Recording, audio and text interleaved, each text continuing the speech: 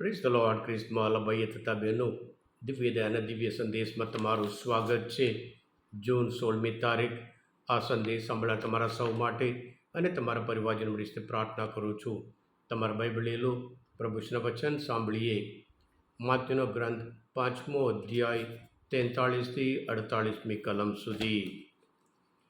ઈસુએ કહ્યું, તારા મિત્ર ઉપર પ્રેમ રાખ અને તારા શત્રુ ઉપર દ્વેષ રાખ, એમ કહેલું છે તે તમે જાણો છો.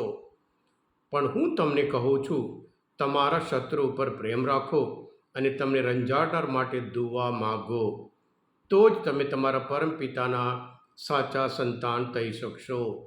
તે કેવા ભલા અને ભૂંડા સૌને સૂર્યનો પ્રકાશ આપે છે અને પાપી અને પુણ્યશાળી સૌને માટે વરસાદ વરસાવે છે.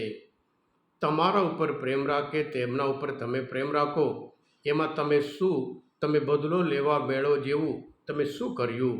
એવું તો જગાતારો પણ ક્યાં નથી કરતા. તમે તો ફક્ત તમારા સ્નેહ સંબંધીઓને જ વંદન કરો, તો એમાં તમે વિશેષ શું કર્યું? એટલું તો વિધર્મીઓ ક્યાં નથી કરતા.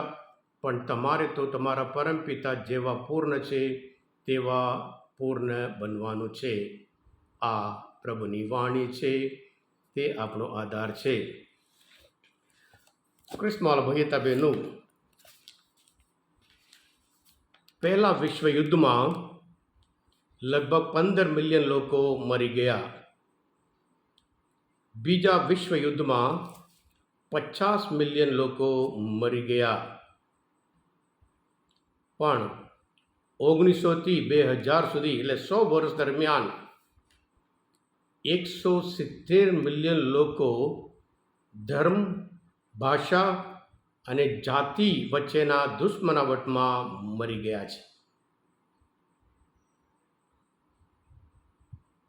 ક્રિસ્તમાલ ભાઈતા બહેનો, દુનિયાની રીત, કુદરતી રીત, નેચરલ વે, ગુસ્સો માટે ગુસ્સો, ગાળ માટે ગાળ, આંખ સાથે આંખ, દાંત સાથે દાંત. પણ પ્રભુ ઈસુ એક નવું માર્ગ બતાવે છે. પ્રભુ કહે છે, તમારા શત્રુ ઉપર પ્રેમ રાખો. ક્રિસ્તમાલ ભાઈ તમે એ પ્રેમ શબ્દ ગ્રીક ભાષામાં અલગ અલગ શબ્દ વાપરવામાં આવે છે. માતા પિતા સંતાનો માટે જે પ્રેમ છે એ અલગ શબ્દ, પતિ પત્ની વચ્ચે જે સંબંધ છે એના માટે પ્રેમ છે, એના માટે અલગ શબ્દ. અને પછી આમ જનરલ બીજા પ્રત્યે ભલું ઈચ્છવાનું હોય, સારું ઈચ્છવાનું હોય, એના માટે અલગ શબ્દ. એ શબ્દ પ્રભુ ઈસુ અહીંયા વાપરે છે. દુશ્મનો માટે પણ આપણે સારું ઈચ્છવાનું, ભલું ઈચ્છવાનું. તમારા પરમપિતા જેમ ઉત્તમ છે એમ તમારે પણ પૂર્ણ થવાનું છે. એક ચેલેન્જ છે, પડકાર છે, અઘરું છે પણ અશક્ય નથી. દુશ્મનો માટે પ્રેમ, દુનિયામાં એક નવો વિચાર, દુનિયાવી રીતે બદલો લેવાનું, પોતાની તાકાત બતાવવાનું. પણ પ્રભુ કહે છે, તો જ તમે તમારા પિતાના સાચા સંતાન છો. બદલો લો તો ઈશ્વરના સંતાન નથી. દુશ્મનાવટ રાખો તો ઈશ્વરના સંતાન નથી. શત્રુ ઉપર પ્રેમ રાખો તો જ. કારણ આપણે બધા કેવી રીતે ઈશ્વર આપણે બનાવ્યા છે. ઉત્પત્તિના ગ્રંથમાં 1લો અધ્યાયમાં 27, ઈશ્વરે માણસને પોતાના પ્રતિમૂર્તિ રૂપે, જેવા ઈશ્વર એવા માણસ. તો પછી આપણા પિતા જેવા છે એવી રીતે આપણે પણ બનવાનું છે. ક્રિસ્તમાલ ભાઈ તમે એનું કારણ પણ પ્રભુ જાણે છે, એટલા માટે કહે છે, જ્યાં સુધી શત્રુ પ્રત્યે દુશ્મનાવટ હોય, ગુસ્સો હોય, બદલો લેવાની વૃત્તિ હોય, આપણે ઊંઘ બગાડીએ. જીવનમાં નીંદ બહુ મહત્વનું છે. એ વિચાર આવે, નીંદ દૂર થઈ જાય, ઊંઘ નહીં આવે. અને એ વિચારથી આખા શરીર ઉપર એનું પરિણામ આવે છે. લકવા થઈ જવાય છે, ટેન્શન થઈ જાય છે, બીપી વધી જાય છે, એટલે તંદુરસ્ત જીવન જીવવાનું હોય, શત્રુ ઉપર પ્રેમ અને રંજાડનાર માટે દુઆ,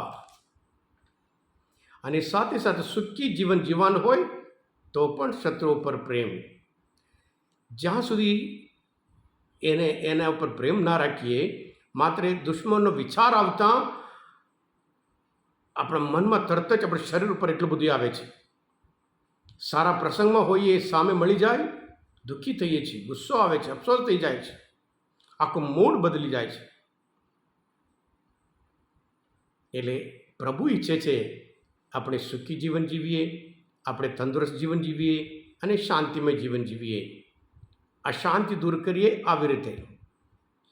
1 કોરિન્થના 8મો અધ્યાયમાં 1લી કલમમાં પૌલ પોતે કહે છે, જ્ઞાનથી માણસ ફૂલાઈ જાય છે, ઘડતર તો પ્રેમથી જ થાય છે.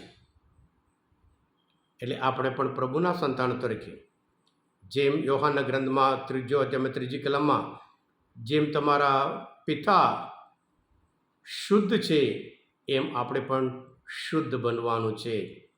હા કૃષ્ણવાલા ભયતા બહેનું, આજના મને ચિંતન શાસ્ત્ર પર સમજવા માટે, પ્રભુ ઈશ્વર ઓળખવા માટે મદદરૂપ થયા હોય, તમે પોતે આ દિવ્ય દયા અને દિવ્ય સંદેશ સબસ્ક્રાઈબ કરજો અને બીજા માટે પણ ફોરવર્ડ કરજો, કારણ તમે બધા આશીર્વાદિત છો, અભિષિક્ત છો. પ્રભુ ઈસુ, હું તમારામાં વિશ્વાસ રાખું છું. બોલો દિવ્ય દયાનો જય. God bless you all. Jesus, I trust in you.